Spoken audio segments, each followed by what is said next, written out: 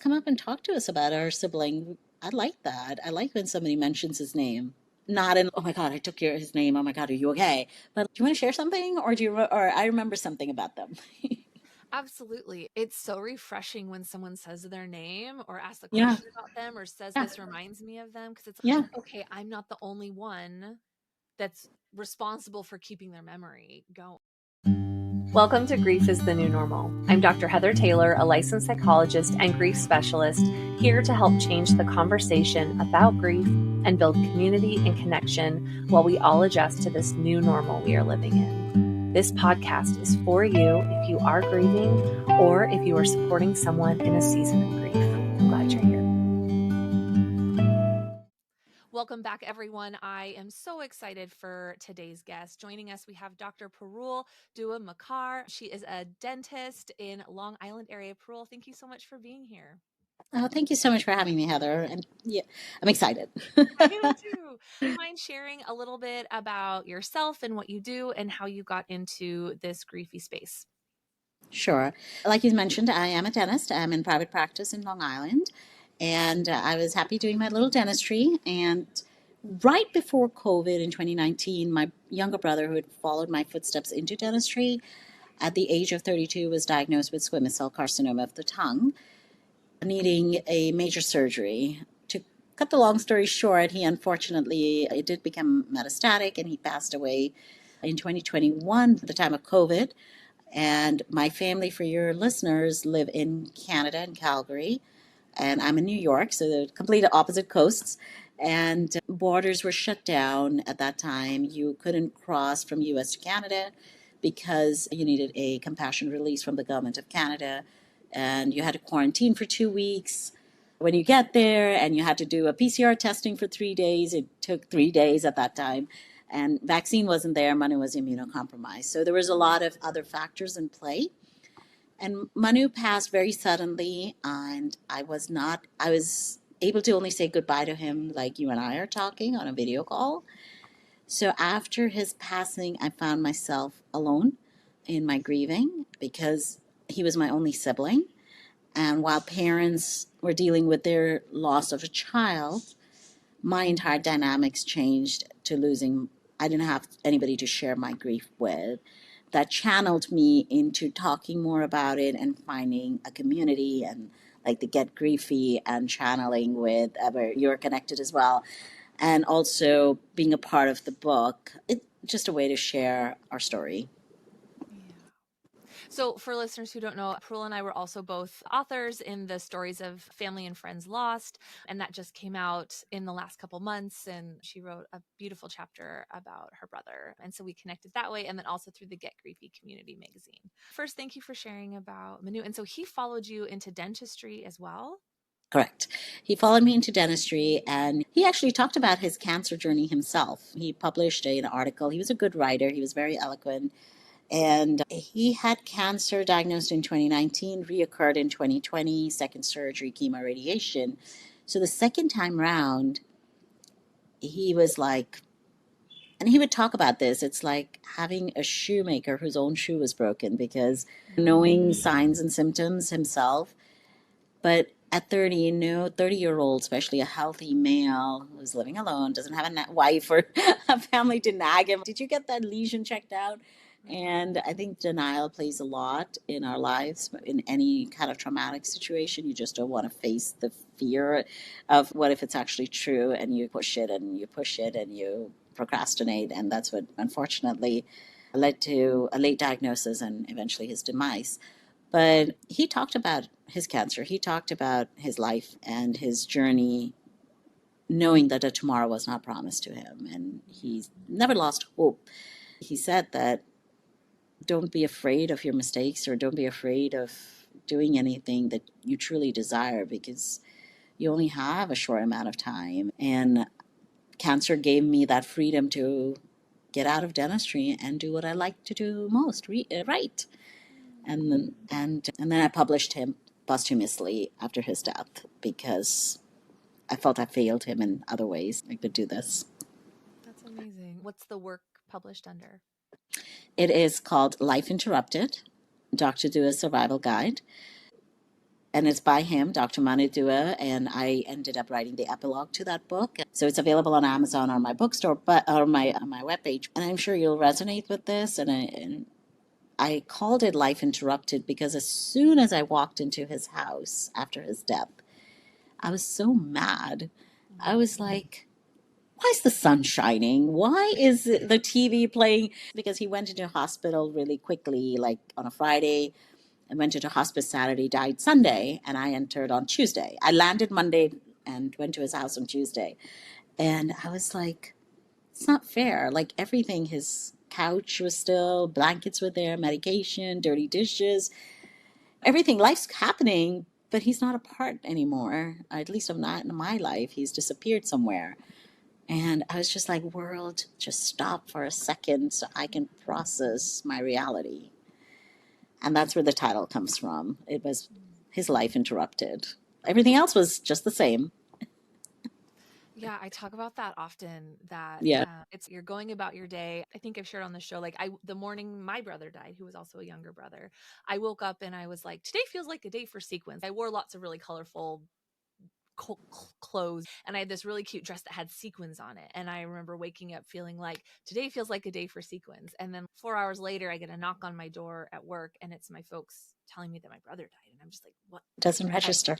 I didn't understand. It didn't math. Like, where's Garrett? No, this isn't real. And so it's that life interrupted. Like, how is everything still going on around me? Like, I was in a Barnes and Noble bookstore. I was a district assistant there.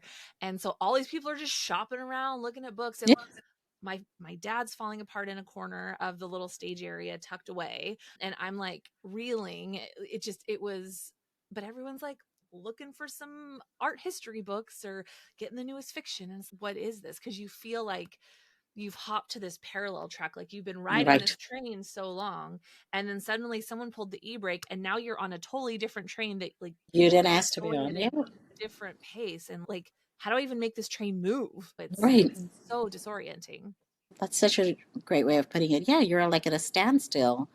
Like this train's not moving and the other one's just going just fine. Yeah, I want to be back on there right. where my brother is alive. Why am I? Who pushed me? I didn't ask for this. Yeah. So, sibling grief is often sidelined in the larger grief conversation. What made your experience of sibling loss feel unique, and what do you wish people understood about it? For me, it was unique because it was an identity change for me. I went from having a sibling to being an only child. And a sibling is like your friend for life. I talk about this, I write about it. It's like they see you, guaranteed. My brother was a lot younger than me, 7.5 years, but they see you as a child. They see you as an adult. They see you with your significant, getting all these milestones in life.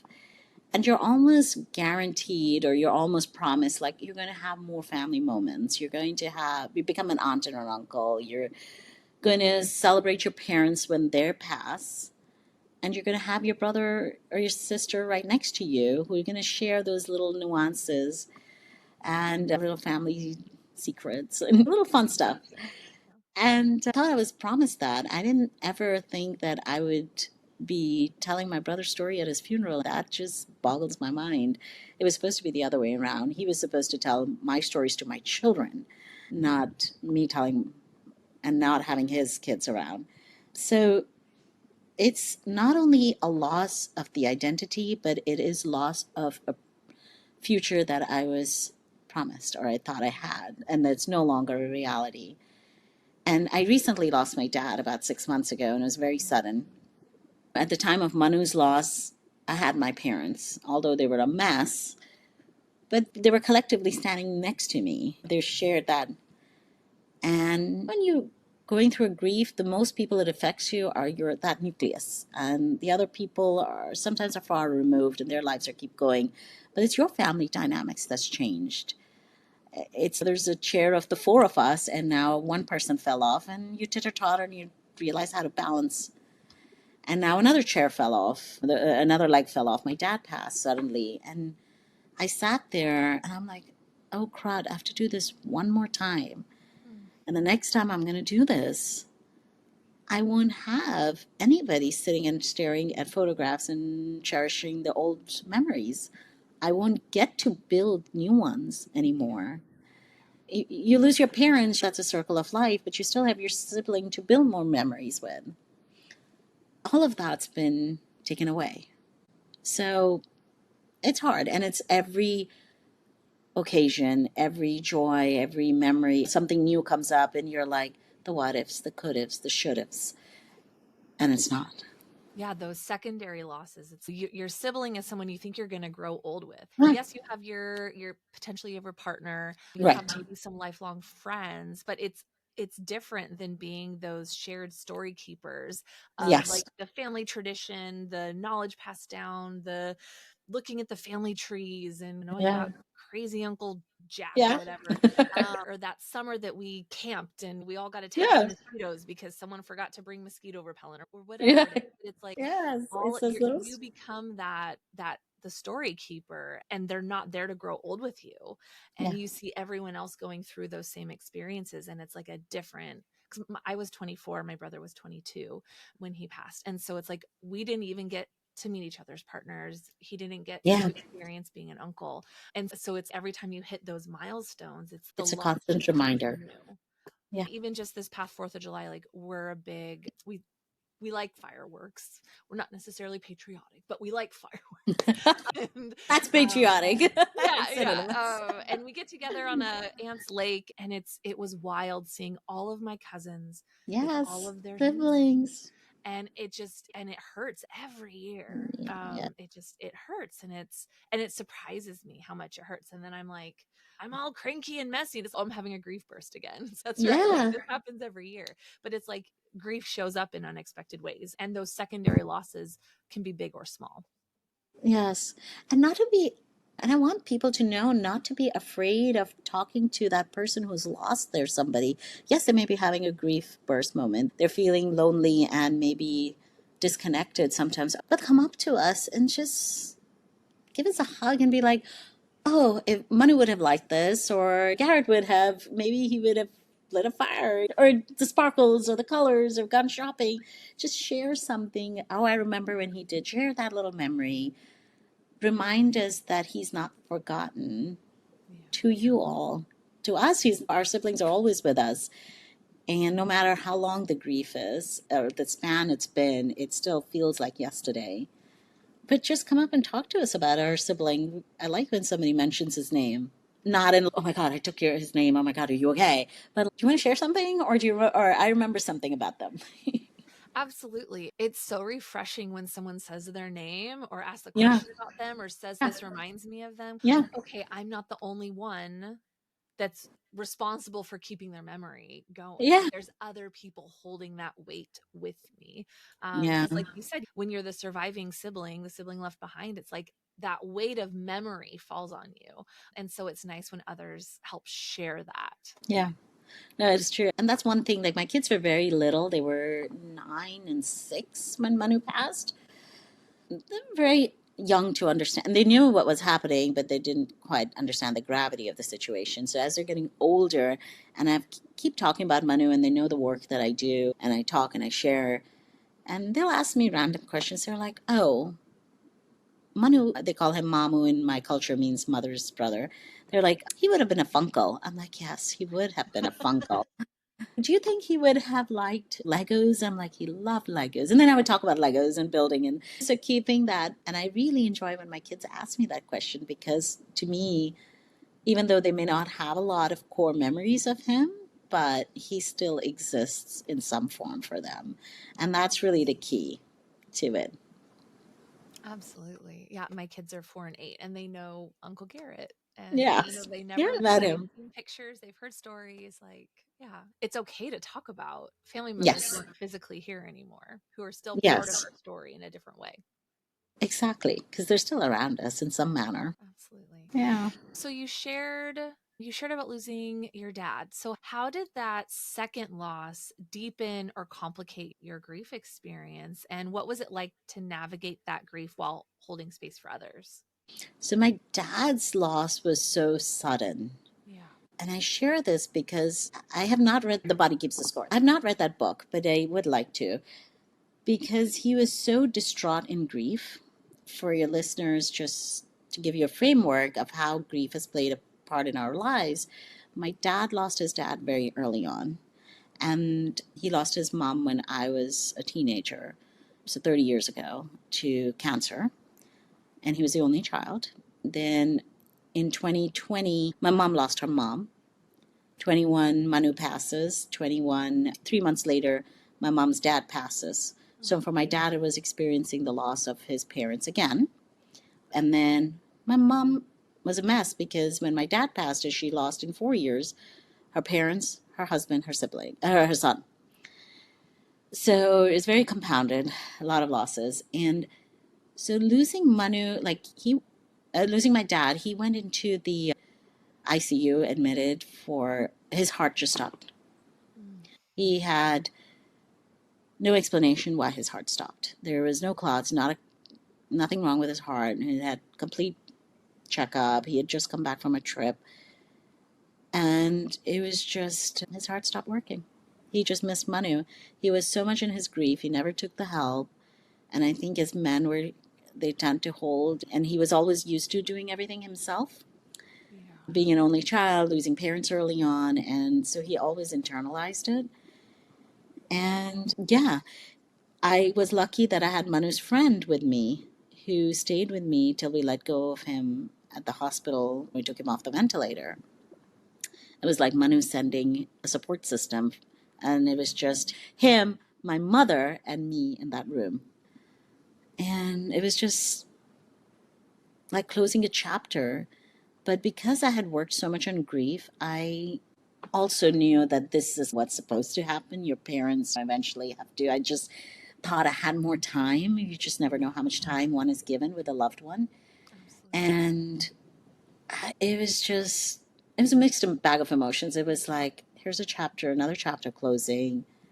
But I'm glad I had what I had and what he made me to be independent and taught me things. And I'm like, maybe he let me plan Manu's funeral because he knew next time I would have to do it all by myself. So he got me ready for my next step. And there was also a sense of peace that this is what he wanted. He wanted to just be with his son. Yeah. There is no anger that you left me, but a sense of this is what his wish was. And he's now gone. He's not hurting. There's physical pain, and there are people who are in long-term illnesses, and they're constantly going through discomfort and surgeries and treatment. And I saw that with Manu. But then there's also this mental trauma that you just cannot get out of. And it wasn't a suicide, but he was done with life. He was like, I'm ready. So he had a good death. He died in his home with his wife nearby. I got to see him alive, in quotations. I saw his body. I was able to talk and say my goodbye, which I wasn't afforded with Manu. And he didn't suffer. The doctor said his heart just stopped. The EMS did try to revive him 4 times. He just wouldn't come back. And so he got what he wanted. He wanted to die in his own home and without any discomfort. And now he's with his son. So there's a general sense of peace with that. Thank you for sharing about your dad. He was very special. He sounds like it.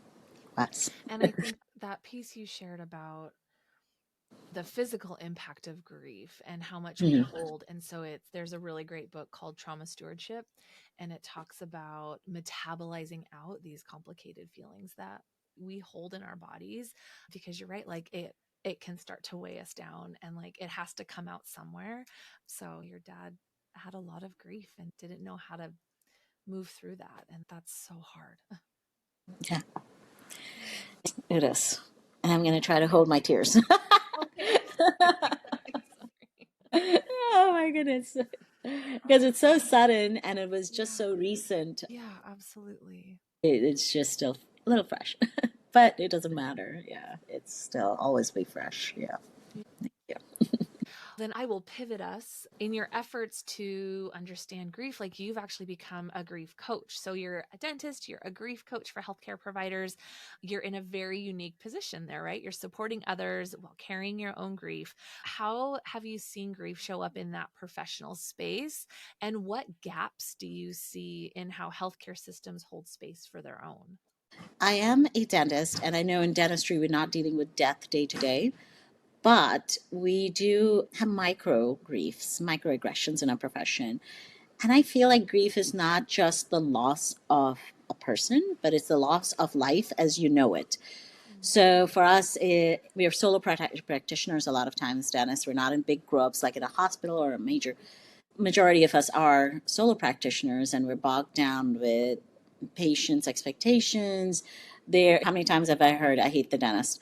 So you're coming with that negative connotation, anyways, right? You're like, I hate being here. I don't want to be here, but I'm here because you asked me to come in for my checkup, or this is hurting me. So you're already coming in with that negative thought process. And then you have staff expectations and that balancing that. And you're like the person to be looked upon. So you have all these little challenges, whether it's insurance stuff, whether it's losing a long-term staff member, whether it's losing a patient because you've decided to not take their insurance because of low reimbursement. And now, you're like, no, I'm not taking it. Oh, they're mad at you. They've been coming for you for 10 years. Now they're mad at you because you chose to be paid better. But so there are all these aggressions, and then we don't realize how much we hold it all in. We're trying to appease people, and as a healthcare professional, there are times when I will come home and sit in my car for 10 minutes with no music, no nothing, because I need to regroup, debrief, shed all that because I'm going to go home and I have to deal with children and their homework and their stuff and their grief throughout the day because said this or they had a tough day at school and your husband. So there are all these other factors to it. So as women, we take on a lot to begin with. If you're in healthcare, as like I am, you have another tangent. And so there is sometimes a disconnect between patients. And I feel that as I'm going through the grieving process and where that gap is, sometimes doctors are not empathetic to what the patient is going through because for us, it's a job. Taking out a tooth for me I like doing it. It's a fun procedure for me and not for fun for everybody else, but I enjoy it. It's a surgery, right? And my point is, it's a surgery. I do it day in, day out, and I see patients twice a day. But for somebody else, for the person experiencing it, is a traumatic event because now they're losing. They may not have been prepared for it. They broke it in an emergency, and I'm like, okay, there's no other option. We've got to get it out. They're like, I'm not ready for it. So anything for them is a traumatic event and once maybe in their lifetime, but for us, it's a daily occurrence. So sometimes we forget being that empathetic piece. And losing family members has made me more like, all right, let's step back. What's holding you? Or should we reappoint this? We don't have to do this today. And so sometimes we forget we're just going, and this makes you processing grief, makes you pause for a second and deal with the patient as a whole, not a tooth. And that's the change I want to try to bring. And it's sometimes I call it the unseen scars of cancer because sometimes we're dealing with not only cancer, but the trauma that it leaves to the person who's sitting on the outside watching in. And as a provider, also, we're the people sitting outside. Some things are not in our control, watching what our patients are going through. And we try to help and try to be there for them. Yeah. It's so interesting hearing the provider perspective of the like Yeah. I can hear, like, I've had clients talk about, I went to the dentist and we had this unexpected procedure. It was awful and the provider just did it. And it's giving that extra context of, yes, but they do this all the time. Like, I get it's traumatic to you and your body and your perception of your mouth and how that impacts your sense of self. And yet the provider is doing that daily, Yeah. multiple times a day Yeah. sometimes. And it's interesting hearing that going through your own grief has impacted your empathy for holding space for grief in your patients. Actually, I just started a research study with a colleague. We just launched it earlier this week. This is July 20th when we're recording, and it's all about like grief education in healthcare professionals. So whether you're a dentist, a nurse, a medical provider, a therapist, like how has grief training or personal experience with grief impacted how you support clients who are grieving? So just as you're sharing, that's interesting to hear. It's so relevant to the study. Yeah. But I think that's an important reminder. Like when we go through a loss, it's almost like it gives us a new language to speak, a new lens to look at people's reactions and responses to things, and an understanding of both like death and non-death losses. Yeah. Yeah, and I'm sure Yeah. that in your practice all the time. Yeah. And it is seeing the world through a different lens, because anybody who's you as a psychologist and a griever, you know that life's not the same. Things are not to be taken for granted, and you get what you get and you make peace with it. Sometimes, the harshness of it. Yeah. Yeah. But it is everything is now viewed from a different perspective, because things as you can't undo any of what your trauma has been, but it can come into good. Because good can come through it. Yes, I lost my brother to cancer. Yes, it sucks. And yes, it was horrible that he had a late diagnosis, even though he was under the care of oral surgeons. But there's always two ways. I can go into I'm going to go after this doctor and I'm going to just get him for all he's got, but that doesn't accomplish anything. That doesn't get my brother back to me. Or I can channel into, let's educate others about oral cancer so we can get an earlier diagnosis, so we can save lives, and change the narrative instead of being in the negative connotation at all times. So it's the perspective. In all that life throws at you, at the end of the day, you still get a choice of how you react to the situation.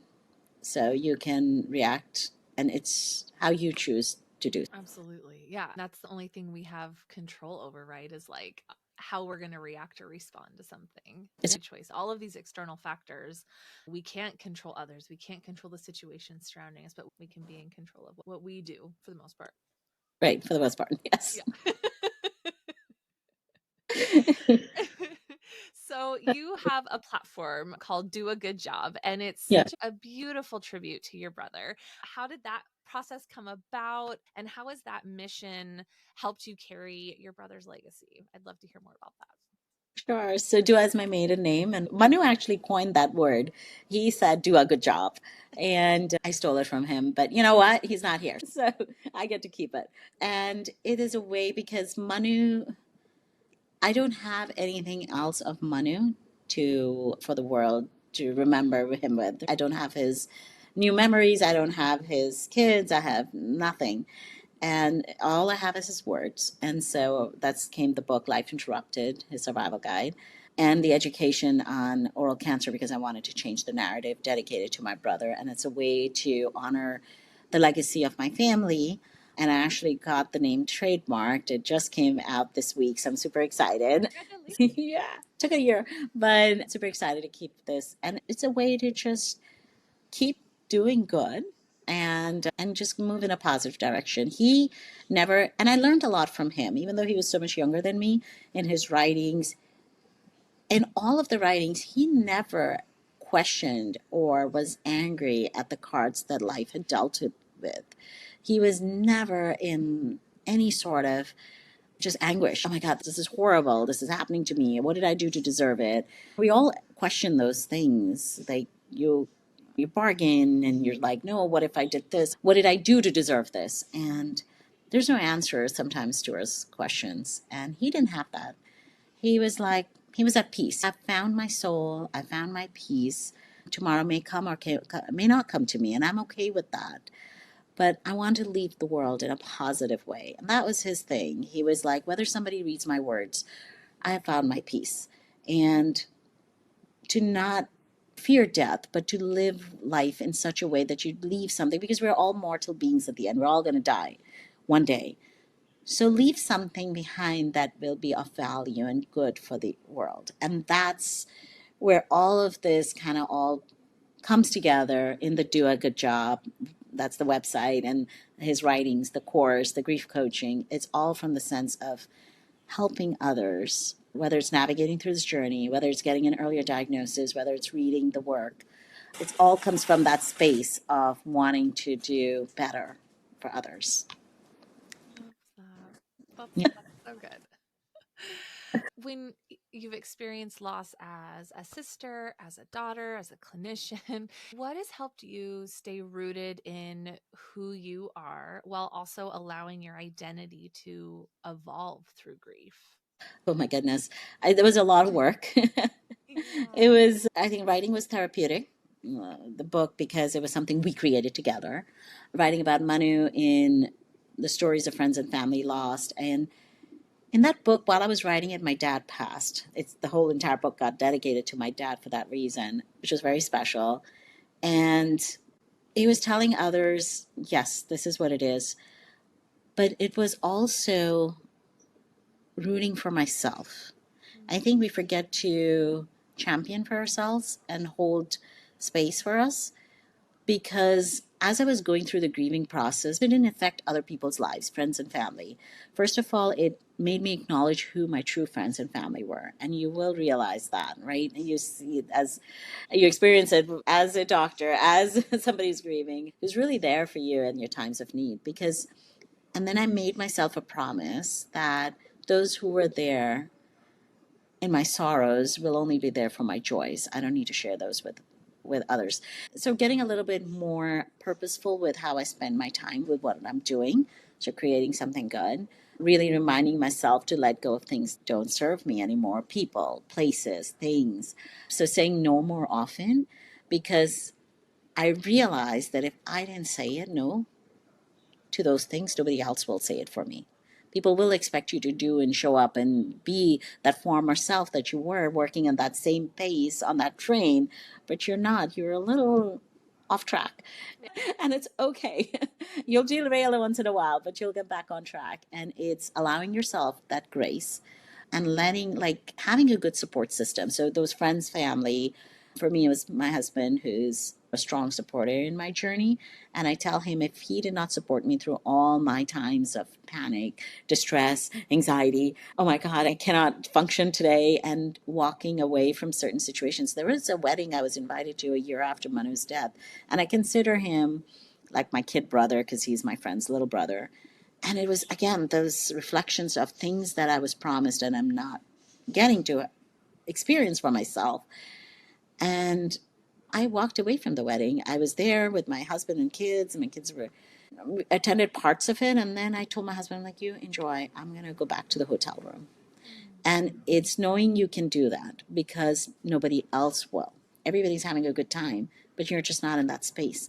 And it's okay to walk away and just walk, run, swim, watch a funny show, whatever it takes to get you back to yourself. But really, I had to put myself first, because if I didn't, I know I would fall apart even more. I think those boundary pieces around our Yeah. capacity, I think are so important, so essential when we're grieving, because it's grief takes so many spoons throughout the day, and certain events or social situations are going to cost more to be Yep. present, to be engaged. And so Yep. I think giving yourself permission to be there for parts of it, but not feeling like you All have of to it. be the whole time, and then you pay for it like a week, like the whole next week. Yes. It's It we trains only you. we only have so much, and so I think, oh, that's so smart.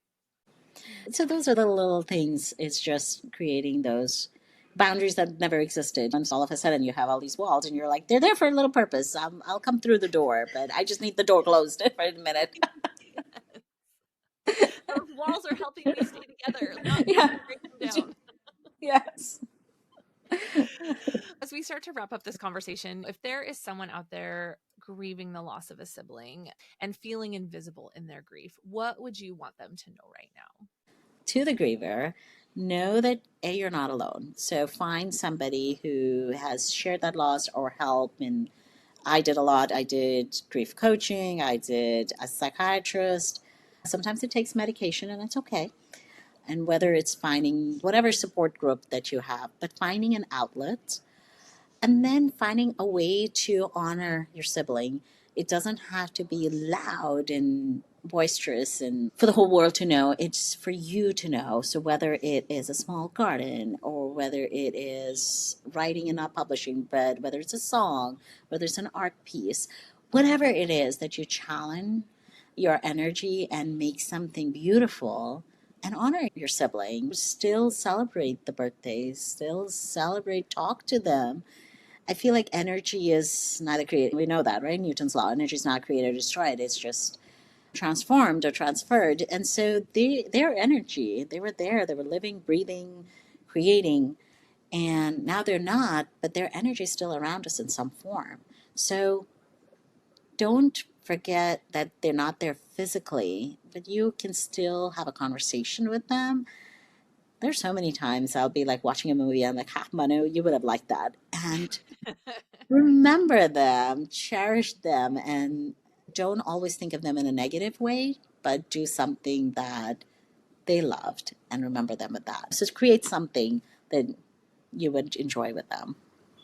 I love that. Yeah. Well, Parul, this has been such a great conversation. If people are interested in learning more about you and Manu, what's the best way for them to get in contact? Sure. So I'm on Instagram at DUA Good Job. That's the best way to reach me. I'm on LinkedIn as Dr. Parul Dua Makar. And yeah, the website, Do a Good Job. Awesome. Yeah, Thank you so much for being here. This was such a lovely conversation. I always love it's getting to such a hold pleasure. space for sibling grief. I just think it's got a special place. So thank you for being here. Oh, This was great. thank you. Thank you for having me. I'm excited. I'm excited to talk to you. Yay. Yeah. Listeners, thank you so much for tuning in today. Remember to be kind to yourselves, and we'll see you next time. Take care. That's it for today's episode of Grief is the New Normal. If this conversation resonated with you or you think it might benefit someone else, please share it. Sharing can open doors to healing, understanding, and normalizing these griefy conversations. If you're craving deeper insights or ongoing support, consider signing up for the Grief Gap newsletter. It's packed with resources, tips, and personal stories to help you navigate your grief journey.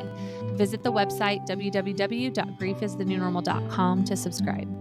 For those who prefer a more personal touch to their healing process, check out my grief journal, Authentically Unapologetic. It's designed to help you explore your grief on your own terms with prompts and exercises that encourage reflection and growth.